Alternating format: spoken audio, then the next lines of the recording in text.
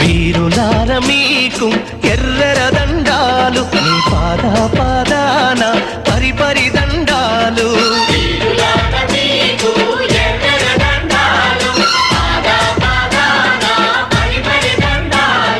అన్నాలార తమ్ములార అగ్గాలార సెలేలార శురులార మీకు ఎర్రర దండాలు, మీ పాద పాదాన పరిపరి దండాలు.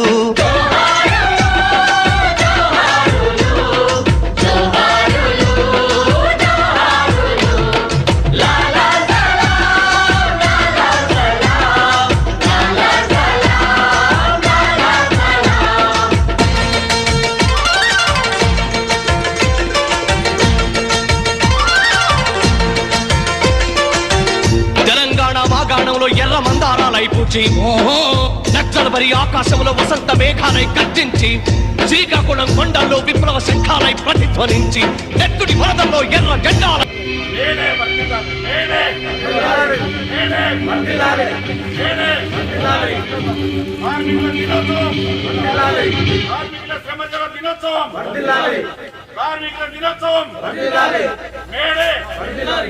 అన్నలు అన్నాలు తీయలో మరి నెలకు తీయలో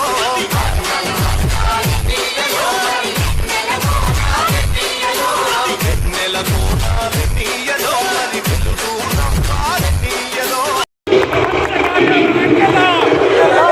ప్రపంచ కార్మికుల ఐక్యత,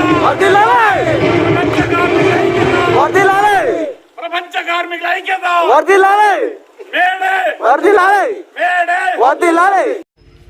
ప్రజలకు, యువతలకు అందరికి కూడా మేడే సందర్భంగా శుభాకాంక్షలు చెప్తూ, సర్పంచ్ గారు మరి అదేవిధంగా వచ్చేసినటువంటి కొంత పనులు ఉండడం చేత అందరూ హాజరు కాలేకపోయారు. వారు వడ్లు పనులు ఆ పనులు చేయడం చేత కొద్దిగా ఆలస్యమైంది కనుక అందరూ కూడా కార్మికులు కూడా పనులకు వెళ్ళారు. వాళ్ళు కూడా వచ్చేసి సల్ల ప్యాకెట్లు, తర్వాత మజ్జిగ, తర్వాత ఇవన్నీ కూడా తీసుకొని పోతాను ఆశిస్తూ నేను అందరూ చేయమండి. ఈ సందర్భంలో వెంకటరమణ సార్ మన టీచర్గా కొన్ని మేడే సందర్భంలో కొన్ని విషయాలు మనకు తెలియజేస్తారని చెప్పి ఆశిస్తాం.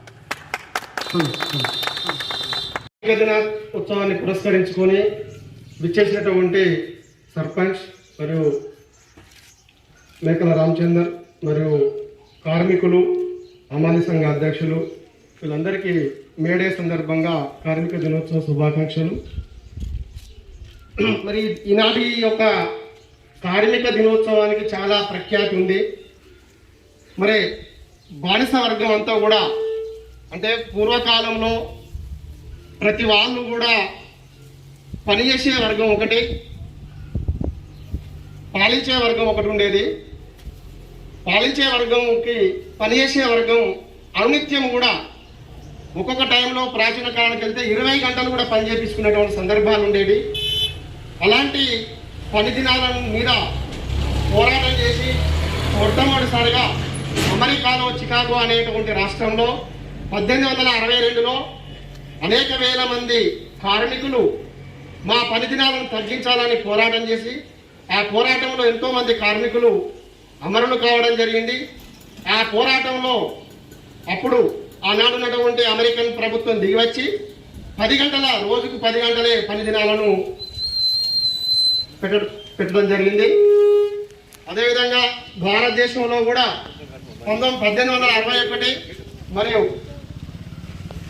1923 సంవత్సరంలో కార్మికులు ఐక్యంగా పోరాటం చేసి పని దినాలను ప్రతి రోజుకు 8 గంటలకే కుదించుకోవడం జరిగింది. అసలు కార్మికులు అంటే ఎవరు? పనిచేసే వాళ్ళందరూ కూడా కార్మికులే. కర్మాగారాల్లో పనిచేసే వాళ్ళే కార్మికులు కాదు, సేవా వృత్తులు చేసే వాళ్ళు కూడా కార్మికులే.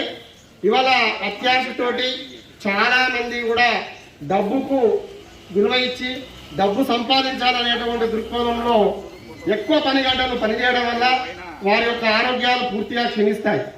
కార్మిక చట్టాల్లో తెలియజేసింది ఏంటంటే ప్రతి వ్యక్తి కూడా, ప్రతి కార్మికుడు కూడా, పనిచేసే వాళ్ళు కూడా 8 గంటలు మాత్రమే పనిచేయాలి, 8 గంటలు విశ్రాంతి తీసుకోవాలి, 8 గంటలు ఇతరత్ర వినోద కార్యక్రమాల్లో పాల్గొనాలని కార్మిక చట్టాలు తెలియజేస్తున్నాయి.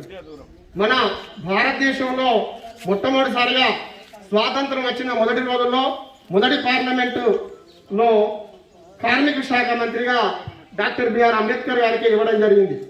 కానీ ఆయనకున్నటువంటి తెలివితేటలు మేధాశక్తిని గుర్తించినటువంటి ప్రపంచ మేధావులందరూ కూడా అంబేద్కర్ ఏంటి, అంబేద్కర్ కార్మిక శాఖ ఇవ్వడం ఏంటి, ఆయనకు అంతకన్నా పెద్ద శాఖ ఇవ్వాలని తెలియజేయడంతో అప్పుడు ఉన్నటువంటి జవహర్లాల్ నెహ్రూ వెంటనే వెనుక తీసుకొని న్యాయశాఖ మంత్రి ఇవ్వడం జరిగింది. అప్పుడు డాక్టర్ బాబు జగజ్జీవన్ రావు గారికి కార్మిక శాఖ ఇవ్వడం జరిగింది. ఆయన గారి యొక్క డాక్టర్ బాబు జగజ్జీవన్ రావు గొప్ప స్వతంత్ర సమరయోధుడు, దళిత నాయకుడు, పీడిత బడుగు బలహీన వర్గాల యొక్క అభ్యున్నతి కొరకు రాజ్యాంగ నిర్మాణంలో కానీ స్వాతంత్ర పోరాటంలో కానీ పాల్గొన్నటువంటి మహనీయుడు డాక్టర్ బాబు జగజ్జీవన్ రావు. ఆయన ఈ భారతదేశంలో ఉన్నటువంటి కార్మికుల కొరకు కొన్ని ప్రత్యేకమైన ప్రపంచంలో ఎక్కలేనటువంటి కొన్ని చట్టాలు చేయడం జరిగింది. ఆ చట్టాలు ఇప్పటికి కూడా ఇవాళ ఈనాటికి కూడా అవి అమలుకు నోచుకోవడం లేదు. మరి కార్మికుల కొరకు ఎన్నో రకాలైనటువంటి ప్రయోజనాలకు సంబంధించినటువంటి పథకాలు కూడా ఉన్నాయి. మరి కార్మికులందరూ కూడా ఇవాళ ప్రధాన్ యోజన అనే ఒక పథకం ఉంటుంది. అందులో 350 రూపాయలు కడితే ప్రతి కార్మికుని కూడా ఏ విధంగా జరిపినా కూడా ఒక 2 లక్షల రూపాయలు ఇవ్వడం జరుగుతుంది. కాబట్టి మీరు మనందరం కూడా కార్మికులు అనే వాళ్ళు ప్రతి ఒక్కరు పనిచేసే వాళ్ళందరూ కూడా ఆ 3 సంవత్సరాలకి 350 రూపాయలు ఇవాళ మే డే మొదటి రోజున నన్న కట్ అవుతాయి, లేదంటే నవంబర్లో నన్న కట్ అవుతుంది అకౌంట్ తీసుకుంటే.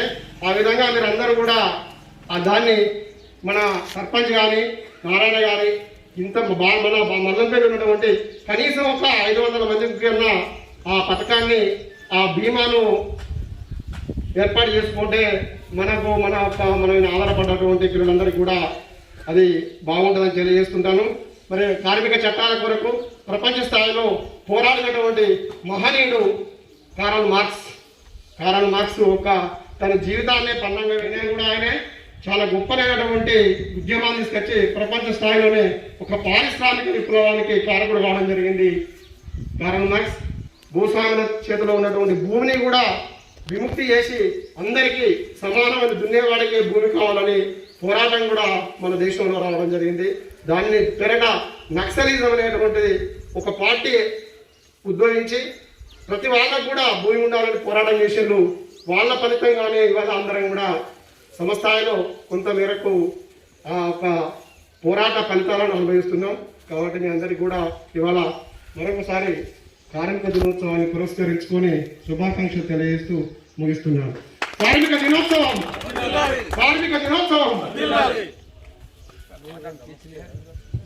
గౌరవనీయులైనటువంటి మేకనారాయణ గారికి,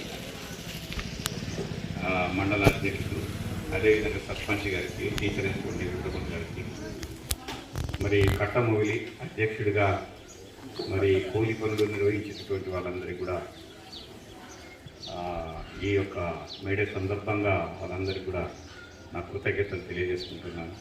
ఇంకా స్నేహితులు ఇంకా రావాల్సిన వాళ్ళు ఉంటే కానీ మనకు ఈ కరోనా విపత్తు వల్ల కొద్దిగా పనులు ఉండడం చేత, వ్యవసాయానికి సంబంధించినటువంటి వర్క్లు వ్యవహారాలు అవన్నీ ఉండడం చేత సరిగ్గా అటెండ్ కాలేకపోయినందుకు కూడా మేము బాధపడట్లేదు. ఎందుకంటే శ్రమ అనేది ఎప్పటికీ ఉంటుంది కనుక శ్రమతోటే మనిషి బతకాలనేటువంటిది ఒక ఆలోచన విధానం. అట్నే కార్మికులు కూడా 100 రోజుల పని దినాలలో కూడా ఉత్సాహంగా వాళ్ళు పని చేసుకుంటా ఉన్నారు. ఇంకా పోతే ఎవరు కూడా ఖాళీగా ఉండేటువంటి పరిస్థితి అయినప్పటికీ కొద్దిగా వెనుక ముందు అయినందుకు మరి పెద్దలు వీళ్ళందరూ కూడా క్షమించాలి. ఎందుకంటే ఉన్న టైంను సద్వినియోగపరచుకొని మనం చేయవలసిన అవసరం ఉంటుందని చెప్పేసి మాట్లాడుతున్నాం. తర్వాత శ్రమ అనే దానికి ఒక అర్థం ఏంటంటే ఒక దోపిడీ అనేటువంటి ఒక వ్యవస్థ నుండి మొదలైంది.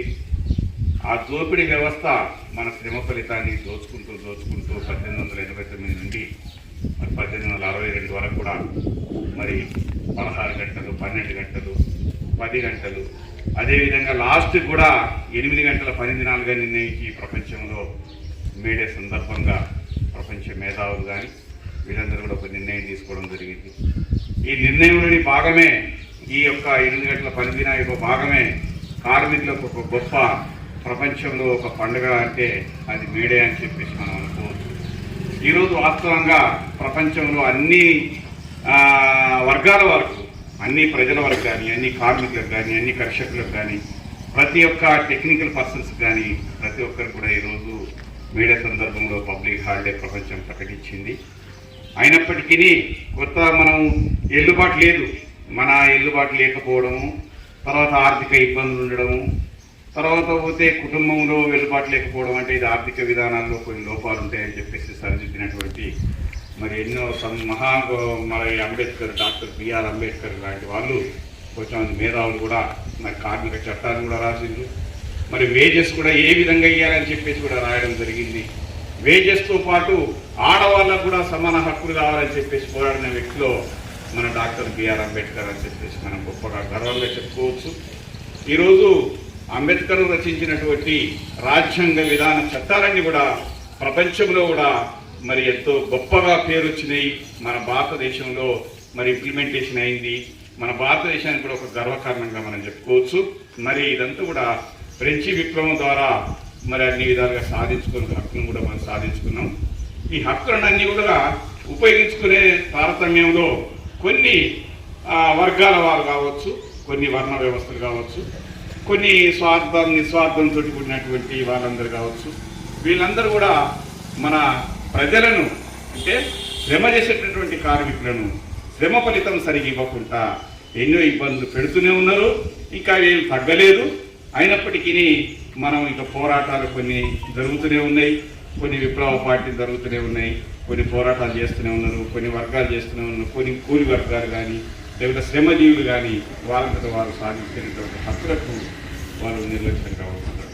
కనుక ప్రపంచమంతటా కూడా ఈరోజు మేడే సందర్భంగా మనం సాధించుకునేటటువంటి హక్కులను గుర్తు చేసుకోవడానికి, అంటే మనం 10 గంటలు 12 గంటలు మరి అదేవిధంగా 16 గంటలు చేసిన రోజులల్లా మరి ఇప్పటికి 8 గంటలు వచ్చింది కనుక ప్రపంచం అంతా కూడా 8 అవర్స్ ఉంది కనుక ఇది ఒక పెద్ద హక్కుగా మనకు శ్రమకు ఫలితంగా ఉన్నది. అయినప్పటికీ దోపిడీ వర్ణ వ్యవస్థ అనేది నాకు ఇంకా తగ్గట్లేదు. అది కూడా రాను రాను కొంత జరుగుతుంటుంది. ఇప్పుడు గత 40-30 సంవత్సరాల క్రితం మన గ్రామంలో చూసినట్టయితే మరి అనేక రకమైనటువంటి వెట్టి చాకిరీ ఉండేది. ఆ వెట్టి చాకిరీలో కూడా మన గ్రామ ప్రజలు, పెద్దలు కూడా ఎంతో శ్రమపడ్డారు. అది మన చిన్నతనంలో చూసినాము. మరి ఇప్పుడు రాను రాను కూడా కొంత విద్యా విధానంలో కానీ మార్పు వచ్చింది. ఆ విద్యా విధానంలో కొంతమందికి శ్రమ చేస్తే ఎట్లా చేయాలి, నాగలి దున్నితే ఎట్లా చేయాలి, ఇప్పుడు మోడరైజేషన్ అంటే ఒక వ్యవసాయ రంగం కానీ ఇన్నోవేటివ్ నూతన విధానాలు కానీ ప్రవేశపెట్టి మరి ఇటు రైతులకు, కార్మికులకు అన్ని విధాలుగా సహాయం చేసేటటువంటి రోజులు ఇవి. మరి ఈరోజు పిల్లలు కూడా ఎంబీఏలు చదువుతారు, అగ్రికల్చర్ యూనివర్సిటీలు పోతారు, మరి బీఎస్సీ చదువుతూ ఉన్నారు. అదేవిధంగా సైన్స్ పరంగా కూడా ఒక విజ్ఞానాన్ని పెంపొందించుకొని మూఢనమ్మకాలకు దూరంగా ఉండి ప్రజలను కూడా చైతన్యం చేస్తాను. ఈ ప్రజలలో ఒక రకమైనటువంటి భావం ఏర్పడి వాళ్ళలో కూడా ఒక మార్పు వస్తున్నదని చెప్పి మనం గమనించుకోవచ్చు. ఇంకా రాను రాను ఇప్పుడు 20 సంవత్సరాల్లో వచ్చినటువంటి మార్పు కాకుండా ఇంకా రాను రాను మార్గంలో కూడా ప్రగతి గ్రామంలో ప్రతి యువకులు కూడా మంచిగా వాళ్ళు కూడా మంచి ఉన్నతమైనటువంటి చదువులకు, శాస్త్రీయ విజ్ఞానానికి స్థానం ఇచ్చేసి మన దేశానికి కానీ మన గ్రామానికి కానీ గర్వంగా ఉంటుంది.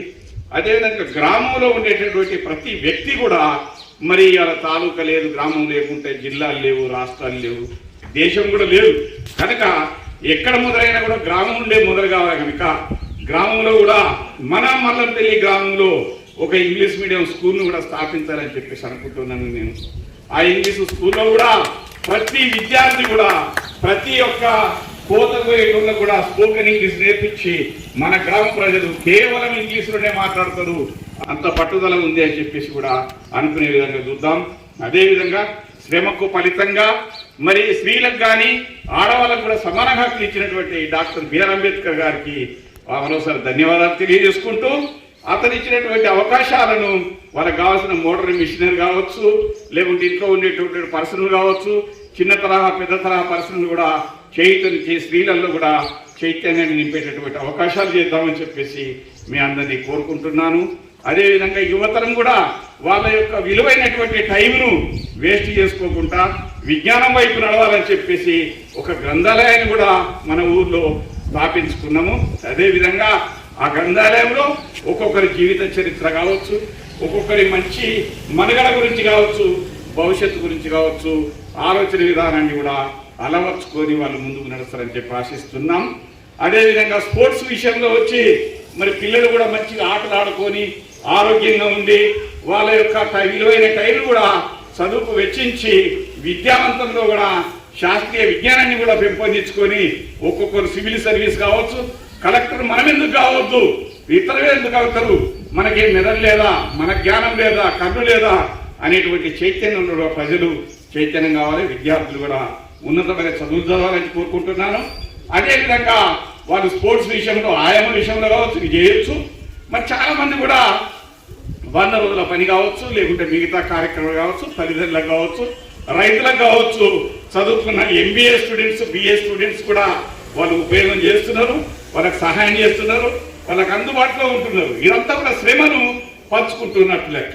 ఈ శ్రమను ఎందుకు పంచుకుంటానంటే అయ్యో నేను మా తాత చేసిండు, మా ముత్తాతలు చేసిండ్రు, మనం కూడా అందరం కలిసి ఈ శ్రమను పంచుకుందాము, ఈ శ్రమ రాకుండా చూసుకుందాము. భవిష్యత్తులో కూడా మనం శ్రమ లేనటువంటి జీవితాన్ని, స్వతంత్రాన్ని కూడా పొందేటటువంటి అవకాశాలు మనం కల్పించుకుందాము. మరి ప్రపంచ మేధావులు కావచ్చు, వీళ్ళందరి యొక్క సలహాలందరి మేరకు ఈరోజు ప్రపంచమంతటా కూడా ఒక స్వాతంత్రత, ఒక ప్రశ్నించేటటువంటి తత్వము, ఒక మానవత్వంతో జీవించే మనస్తత్వము కలిగి ఉండాలని చెప్పేసి ప్రతి ఒక్కరం కూడా ఆలోచించి ముందు పోవాలని చెప్పేసి భవిష్యత్తులో ఇక ముందు కూడా ఈ మేడలాంటి సందర్భాలే కాదు, మరి కార్మికులకు కానీ, శ్రమ ఫలితంగా కానీ, లేకపోతే విద్యావంతులకు కానీ, లేకుంటే ఉద్యోగం చేసేటటువంటి వాళ్ళకు కానీ సహాయ సహకారాలు అందించి వాళ్ళందరూ కూడా ఉన్నతమైనటువంటి స్థానంలో నడవాలని చెప్పేసి మన గ్రామ సర్పంచి మార్క తిరుపతి గారిని కూడా కోరుకుంటున్నాను. అదేవిధంగా కార్యదర్శి కూడా సహకరిస్తారని, మరి అదేవిధంగా గ్రామంలో ఉండేటటువంటి ప్రతి ఒక్కరికి కూడా లోన్లు వచ్చే విధంగా, అదేవిధంగా చైతన్యపరిచే విధంగా నూతన పరిశ్రమ విధానాన్ని కూడా వ్యవసాయ రంగంలో కూడా వాళ్ళ పిల్లలను అగ్రికల్చర్ యూనివర్సిటీ చదివించడమే కాదు, వాళ్ళందరూ కూడా మరి విద్యా విధానంలో కానీ, మరి కార్మికులకు కానీ, కర్షకులకు కానీ, రైతులకు కానీ, కూలి పనులలో కానీ ఒక మోడరేటివ్, ఇన్నోవేటివ్ అంటే మంచి ఒక మంచి ఉన్నతమైనటువంటి విద్యా విధానాన్ని ప్రవేశపెట్టి ఇంకా గ్రామాన్ని అభివృద్ధి చేస్తారని ఇక్కడున్న మరి వెంకటరమణ సార్ కావచ్చు, ఇంకా విద్యావంతులు కావచ్చు, మరి ఎంతో మంది ఉన్నారు, ఇంకా నాకు కొంతమంది పేర్లు తెలివాయి. మరి వీళ్ళందరూ కూడా తప్పకుండా సహకరించి ప్రజలకు, గ్రామ ప్రజలకు సహాయం చేస్తారని, ప్రతి గ్రూపులో కూడా ఈ మెసేజ్ను పాస్ చేస్తారని మీరందరూ కూడా మేమందరం ఆశిస్తున్నాము. అదేవిధంగా ఈ శ్రమ ఫలితాన్ని, ఈ వెట్టి చాకిరిని, వీరందరినీ కూడా న్యాయంగా, అంటే న్యాయమైనటువంటి కోరిక ప్రకారంగా మనకు వచ్చేటటువంటి జీతం విషయం కావచ్చు, మనం చేసిన శ్రమ ఫలితం కావచ్చు, లేకుంటే మనం ఉపయోగించినటువంటి విధానం కావచ్చు, ఇవన్నీ కూడా తప్పకుండా మానవాళికి చెందాలనేటువంటిదే ఈ ప్రపంచంలో జరిగేటటువంటి మేడే సందర్భంలో జరిగేటటువంటి కార్మికుల ఉత్సవంగా జరుపుకుంటున్నాం. ఇలా ప్రపంచం అంతా కూడా మరి కార్మికుల కోసం మరి మనం చేసినటువంటి వాళ్ళు ఎంతో మంది రక్తదానాన్ని కానీ, అదేవిధంగా ప్రాణత్యాగాలు కానీ, అదేవిధంగా ఎన్నో విధాలుగా చిత్రహింసలకు గురి అవుతూనే ఉన్నారు. ఎక్కడో ఒక చోట ఇప్పుడు 29 రాష్ట్రాలు చూసుకుంటే మన దేశంలో ఎక్కడ బాగుందో ఎక్కడ లేదో ఇవాళ చూడండి. మరి కోటి మన ప్రధానమంత్రి కావచ్చు, లేకపోతే విద్యా విధానంలో మంత్రులే కావచ్చు, మరి ఇవాళ మనకి ఇంజక్షన్లు వెతుకుతారు. అంటే మనం 75% ఉన్నాం చదువులో, ఇంకా మిగతా వాళ్ళందరూ కూడా 98-99% ప్రపంచ దేశాలు విద్యా విధానంలో ముందున్నారు. మనం 75%లోనే ఉన్నాము. విద్యా విధానం ఎక్కడైతే నశిస్తుందో అక్కడ అజ్ఞానం ఉంటుంది, అక్కడ అజ్ఞానం ఉన్నది అంటే అమాయకత్వం ఉంటుంది.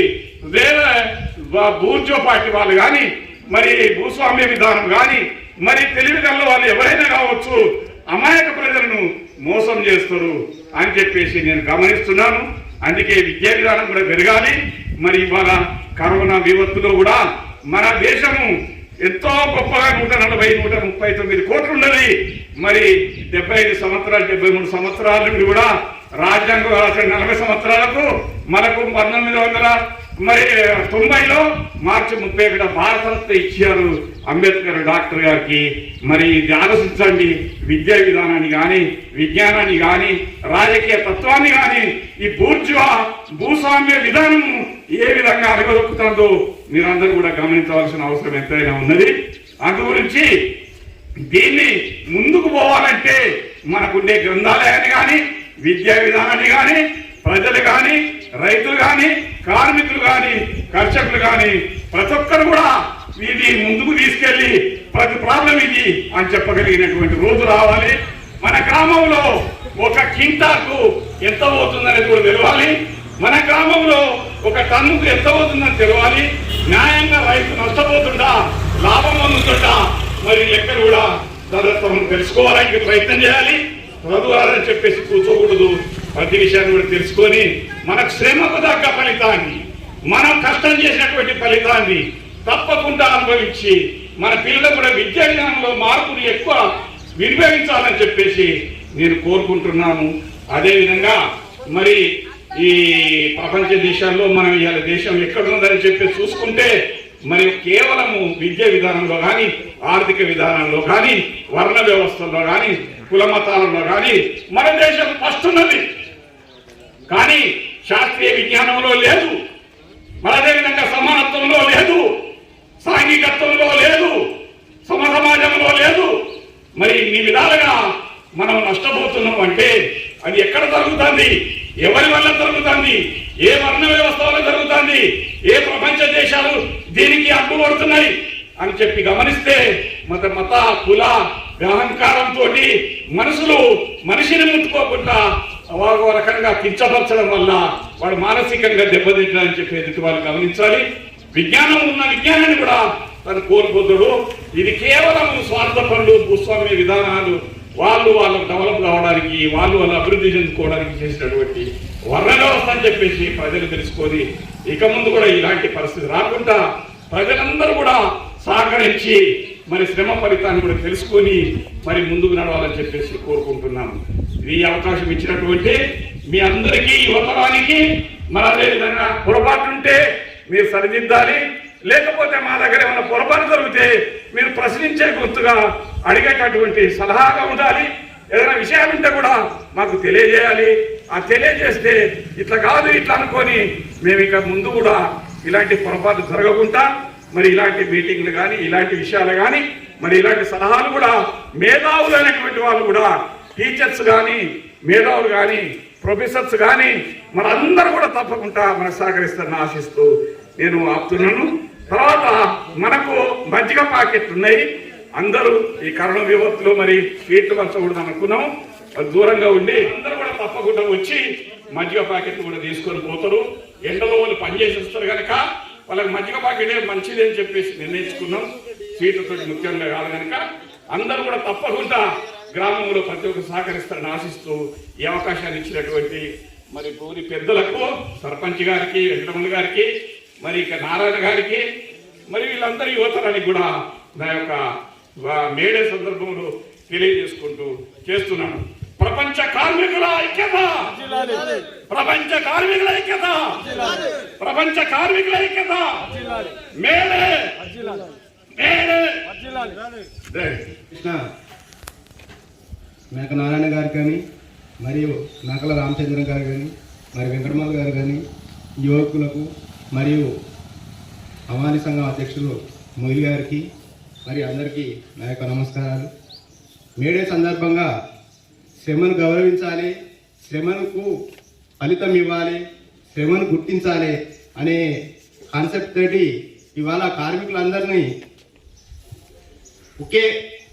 అందరికీ ఒకటే టైం ప్రకారం పనిచేయాలనే ఉద్దేశం కొద్దీ మన డాక్టర్ బిఆర్ అంబేద్కర్ గారు ఒక చట్టాన్ని తీసుకురావడం జరిగింది. ఆ చట్ట ఫలితాలే ఇవాళ మన కార్మికులందరూ దాని టైం టు టైం వర్క్ చేయడం జరుగుతుంది. ఎందుకంట ఏంటంటే దొరల పెత్తనంలో ఎప్పుడు శ్రమిస్తూనే ఫలితం వాళ్ళకి ఇంత అన్నం పెట్టి శ్రమ దోపిడీ చేసేవారు. దాని నుండే వచ్చింది దున్నేవాళ్ళే భూమి.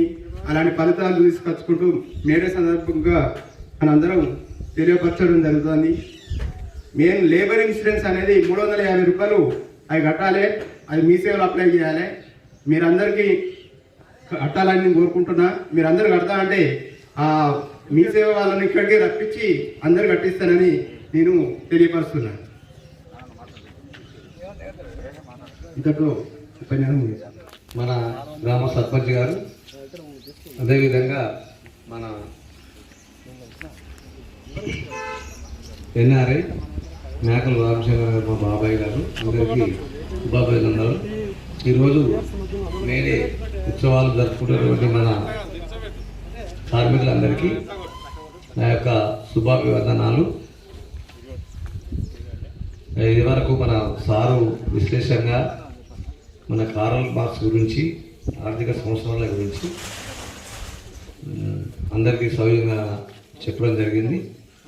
ప్రత్యేకంగా ఈ మేడే వేడుకలు నిర్వహిస్తున్నటువంటి మన కార్మికులందరికీ, అందులో మా బాబాయ్ గారికి ప్రత్యేక ధన్యవాదాలు తెలియజేసుకుంటూ, వీరులార మీకు ఎర్రర దండాలు, మీ పాద పాదాన పరిపరి దండాలు.